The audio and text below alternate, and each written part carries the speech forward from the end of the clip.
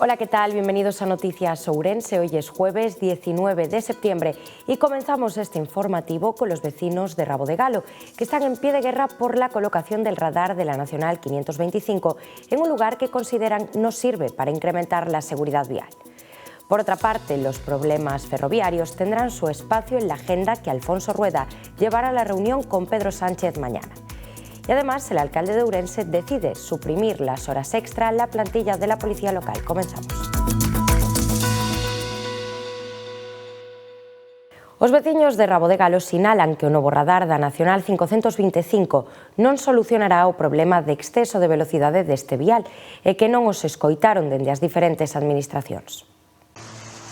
A Asociación de Veciños de Rabo de Galo critica a ubicación do novo radar instalado no quilómetro 237 da Nacional 525, cerca do acceso aos barrios do Couto e Vista Hermosa, donde a velocidade está limitada a 80 km/h.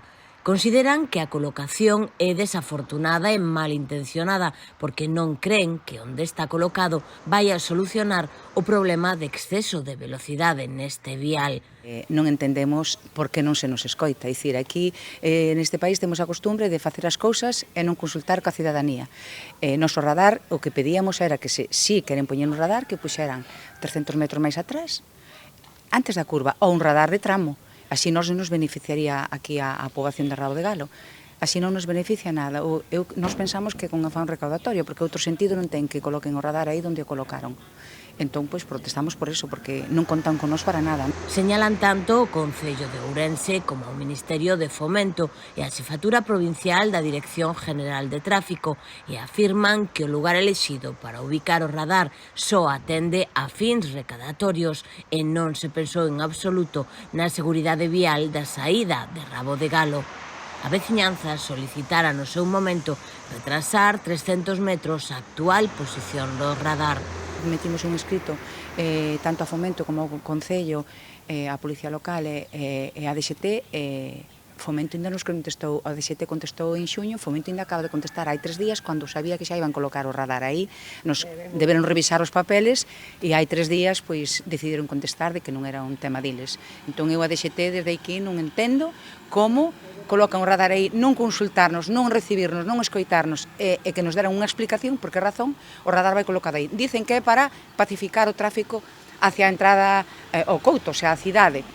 E os que estamos vivindo aquí, que? Como pacifica? Este é o 15º radar fixo das estradas da provincia de Ourense e o primeiro na cidade. Este novo modelo vai controlar a velocidade nos dous sentidos da marcha e é o primeiro deste tipo nos accesos a Ourense.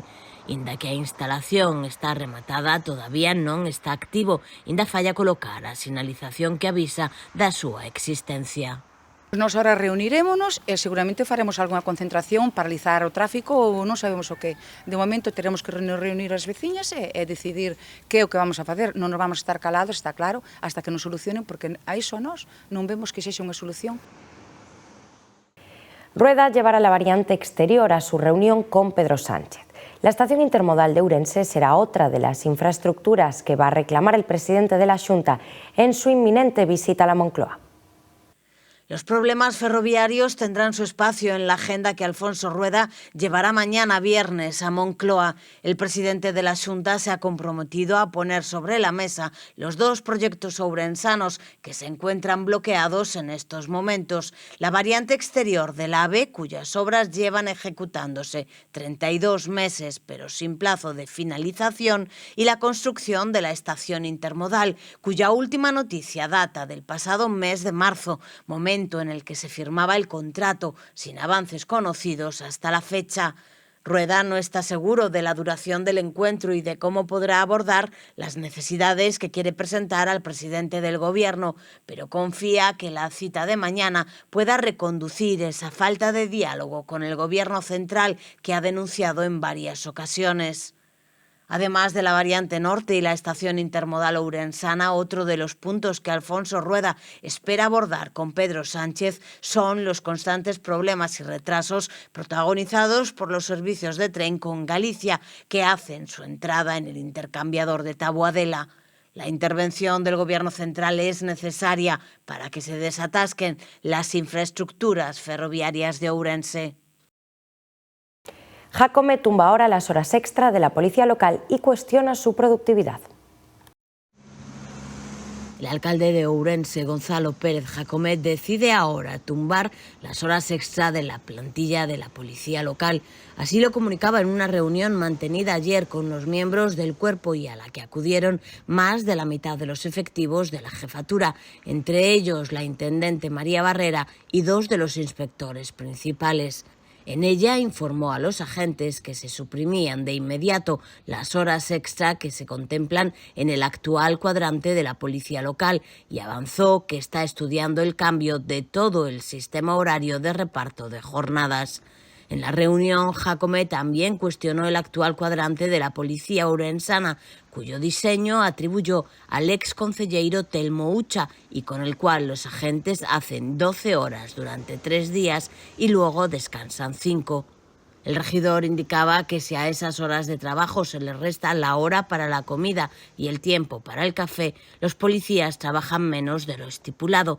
Por ello, defendió implantar un cuadrante de 8 horas, como el que tiene la Policía Nacional o la Guardia Civil. Detenido por robar 2 veces en 3 días en un local de una asociación de Aponte. La Policía Nacional detuvo el pasado lunes en Ourense a un hombre por 2 robos con fuerza en el local de una asociación situada en la Avenida de Marín. En concreto, los hechos sucedieron los días 31 de agosto y 2 de septiembre. El individuo habría usado el método del escalo para saltar el muro de unos 3 metros que rodea el local y posteriormente habría entrado en él. Una vez dentro, tras hacer estallar una ventana lateral, sustrajo diversos objetos, entre ellos un televisor y dinero en efectivo. La brigada de la Policía Científica, tras estudiar las diversas evidencias recogidas en el lugar del robo y en colaboración de otras unidades policiales, logró identificar al autor de estos 2 robos. Finalmente, fue la unidad de delincuencia especializada y violenta la que procedió a la detención de este hombre, que fue puesto a disposición judicial. Activo el incendio de Agudiña, que se había controlado. La segunda mitad del mes de septiembre arrancó en Ourense con varios incendios forestales. El de Agudiña, parroquia de Pentes, que comenzó el lunes a la 1:20 de la tarde y estaba controlado desde el miércoles a las 10:40, se reactivó durante la tarde del mismo día. Según estimaciones provisionales de Medio Rural de este jueves, afecta alrededor de 280 hectáreas. En las labores de extinción del mismo han participado 23 agentes, 44 brigadas, 25 motobombas, 6 palas, 3 técnicos, 10 helicópteros y 10 aviones, así como diferentes medios portugueses. Así se encontraba durante el pasado miércoles en una toma desde el aire. A Xunta promove a creación de alianzas entre persoas emprendedoras para fortalecer o tecido empresarial.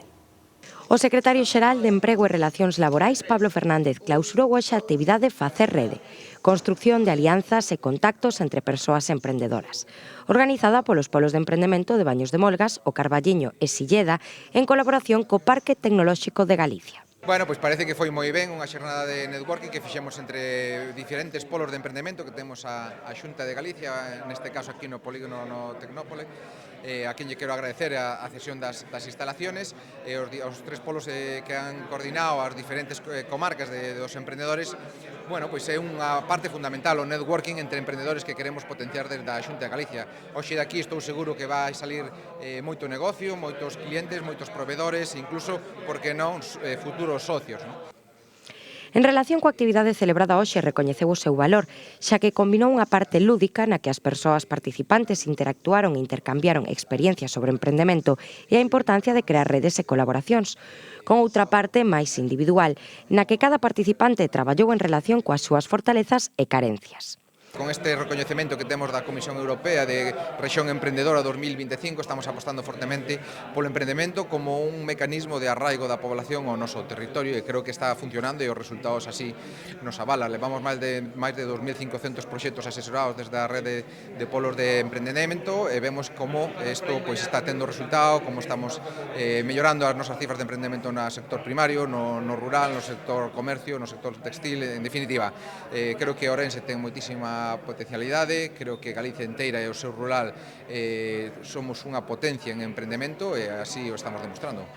Ademais, a Xunta ten en marcha coas confederacións empresariais de Ourense, A Coruña, Pontevedra e Lugo os encontros do programa Ultreia Galicia Rexión Emprendedora, retos e solucións para un territorio intelixente, financiado pola Unión Europea. Baldomero Moreiras inaugura a Colaxe na literatura ourensá. É un dos grandes nomes ourensáns das artes plásticas que agora nos presenta a través da súa obra a 4 grandes nomes da nosa literatura. Baldomero Moreiras chega á Biblioteca Nós. A exposición é un conxunto de obras dedicadas a parte de ilustración e a dedicación que fixen aos escritores ourensáns. Isto é como unha continuación do que xa fixemos en Celanova, porque en Celanova era unha recopilación de todos os cartéis, era cartéis, cartaces, afiches de toda a obra de Baldomero, que incluía, ademais de isto, pois incluía pois as festas, incluía postais do Camiño de Santiago, postais de Celanova. Aquí traemos só, xa que estamos na biblioteca pública, traemos só que ten que ver coa literatura e sobre todo coa literatura ourensana, a literatura da provincia. Pero, bueno, son todos a mesma técnica, o collage que fai Baldomero, e aquí temos dúas obras novas en primicia, que é a primeira vez que se expoñen, que é o retrato de Ferrín e o retrato de Valente. Otero Pedrallo, Valente, Méndez Ferrín e Curros Enríquez non podían atopar mellor casa para descansar que esta biblioteca. Os seus retratos dan a benvida a todos os usuarios e usuarias destas instalacións. Toda esta colección é collage. Collage é a maneira máis simple de facer un collage que é papel pegado sobre outro papel. Non é un collage que veña de coller cousas do exterior e pegalas, non, é papel sobre papel. E o papel é recortado, é dibuixado previamente por min, recortado e pegado. Porque non é unha serie que se fixese a propósito, é unha serie que foi crecendo co tempo por distintas circunstancias. Unhas foron un encargo, por exemplo, la región encargou unha das obras, que foi a de Otero Pedrallo, outras foron por diferentes publicacións, hai unha que é unha homenaxe ao Grupo Nós, outros foi pois para facer unha doazón á Fundación de Celanova, de Curros Enríquez. Entón non é unha serie que teña en común pois un formato, por exemplo. Foi que ao longo do tempo el foi traballando cos autores ourensáns, nada máis. A mostra, que leva por título A Colaxe na literatura ourensá, permanecerá neste espazo ata finais de outubro. O Memorial Manolo Carrera reunirá en Velle máis de 700 futbolistas de 28 equipos de categoría Benxamín e Alevín. O campo de fútbol Monte da Aira reunirá máis de 700 futbolistas de 28 equipos das categorías infantil e Alevín na edición número 12 do Memorial Manolo Carrera, que se disputará durante as dúas próximas fins de semana en Velle. Lo que tenemos una fase final que es el 28 y el 29. 28 sábado Benjamines, 29 domingo Alevines, y lo que sí hacemos este fin de semana, el sábado, es una fase previa donde los dos finalistas se clasifican para la fase final. Por una parte, ya no es lo de clasificarse para la fase final, hacemos la fase previa, pues por una parte también, porque queremos, yo creo que, es cierto, no hay ningún club en la provincia de Ourense que no fuera invitado al Manolo Carrera. Entonces, lo que queremos hacer pues, del Manolo Carrera pues, es una gran fiesta del fútbol 8 en Ourense. Pues esto ha sido todo por hoy. Muchas gracias por acompañarnos. Que pasen una buena noche. Nosotros nos vemos mañana a la misma hora. Adiós.